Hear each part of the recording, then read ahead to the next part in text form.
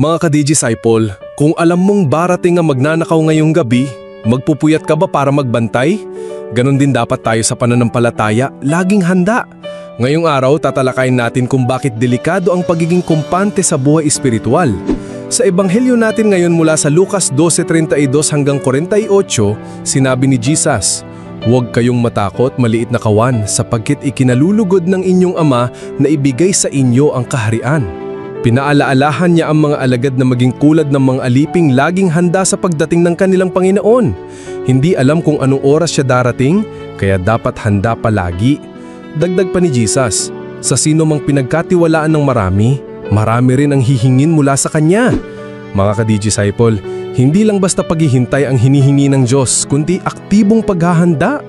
Baka kasi abala tayo sa mga bagay ng mundo at makalimutan natin ang tunay na layunin, maging handa sa Kanyang pagbabalik. Kung tinawag Kanya bilang Kristiyano, may kaakibat itong responsibilidad, maglingkod, magmahal at mamuhay ng tapat.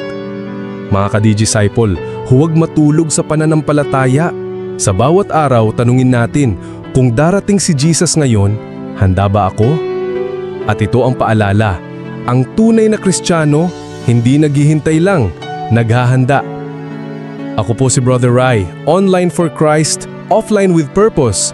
God bless!